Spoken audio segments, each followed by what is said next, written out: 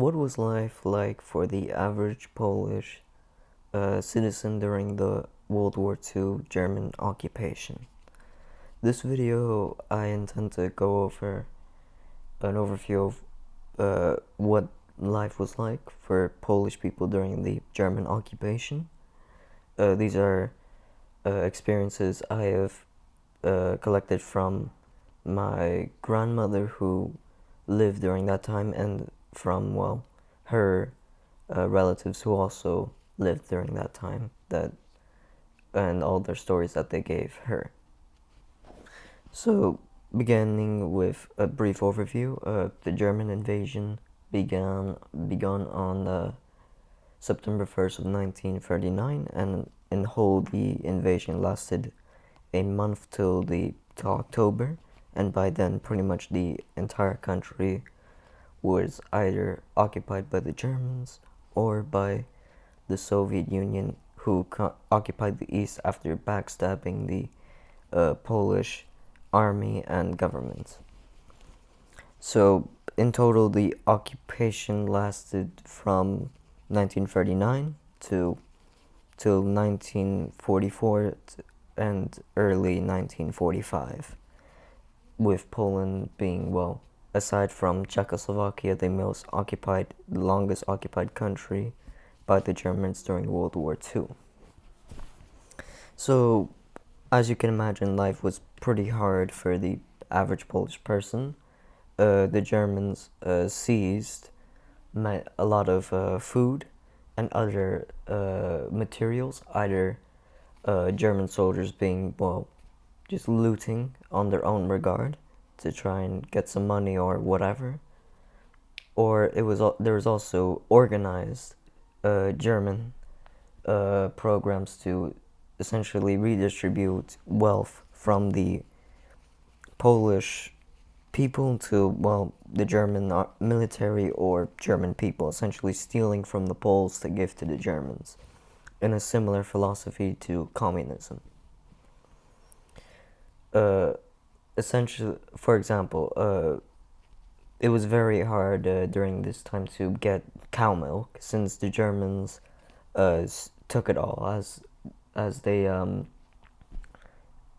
it was a part of a bigger program where Germans would determine how much, say, a cow would produce milk, and then they would go around and take that amount of milk that they presumed the cow would produce.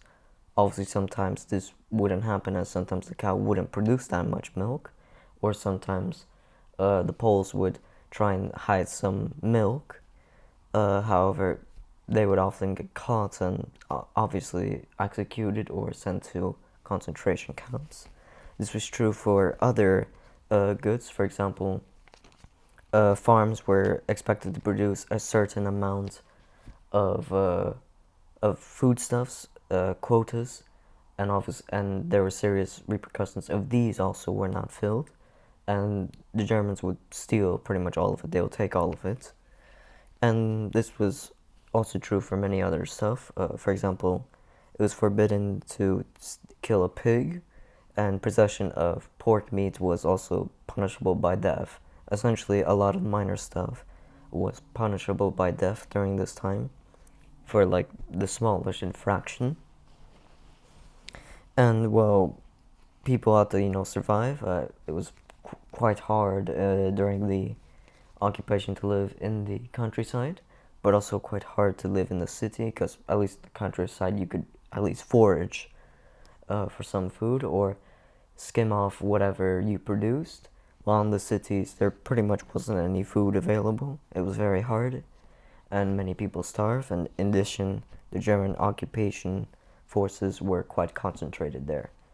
Among the apparatuses of German control was the Gestapo, which was incredibly feared throughout Poland and all other occupied countries during World War II.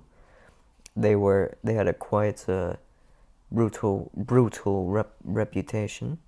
For instance, they often tortured their prisoners for information, some of which were innocents, well, most of which were innocents, and they conducted a lot of surveillance campaigns and attempted to root out all resistance activity against the German occupation. They were aided by Polish or by collaborators that were sometimes fellow Poles or in other countries, the natives of that country. So in Netherlands, it was the Dutch, and French, it was the French. And these collaborators would receive some protection from the Germans, but also some just extra monetary incentives, or so money, but also some food or whatever other luxury goods that at the time were very hard to get. And they would even snitch on their neighbors for the smallest amount of gain.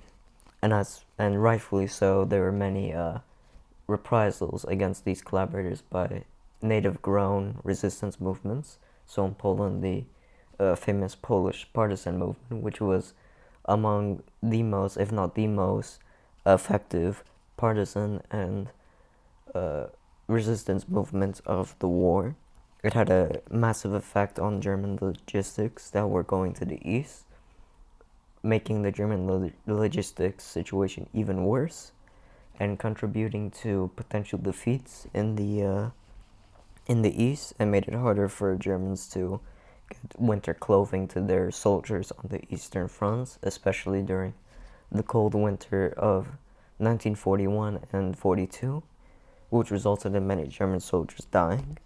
In addition, vital supplies such as artillery, food, and fuel, and other such important war-making materials were prevented from getting to the east.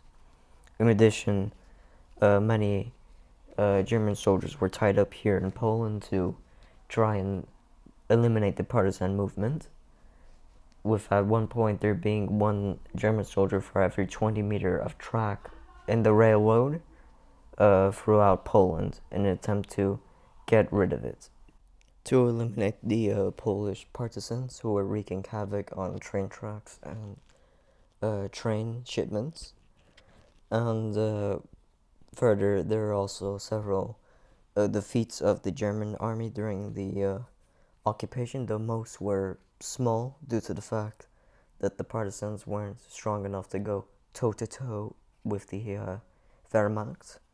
However, during the uprisings of 1944, late 1944, and early 1945, the Polish partisans were able to liberate large parts of Poland by themselves. Of course, however, the most famous one of these attempts was in Warsaw, the Warsaw Uprising, which did end in failure. However, it did result in 8,000 KIA for the Germans. However, there were also successful attempts, as this Warsaw Uprising was a part of a campaign of national uprisings throughout occupied Poland, one of which was in Lviv, which is unfortunately now modern-day Ukraine. However, this was a successful attempt by Polish partisans, which liberated the city, while the Soviets were liberating the outskirts of it, resulting in the total defeat of the Germans. However, during this victory, after the victory, many of the Polish officers and leaders in Lviv who were who were previously fighting against the German occupation were arrested by the Soviet authorities, and the rest of the partisans were forcibly conscripted into the Red Army. So, and this was the case in several other places throughout Poland. As you could see, overall, the occupation of Poland was quite bleak, and it didn't really get much better after the end of the war, as Poland still had to contend with communism and the Soviet occupation, though it did somewhat improve over time, to eventually where we are now, where Poland is a prosperous and stable and developed nation, which is considered one of the most powerful in Europe and a rising star. As a Polish patriot and nationalist, I do hope this continues. And that'll be the end of the video. I hope you enjoyed, and farewell.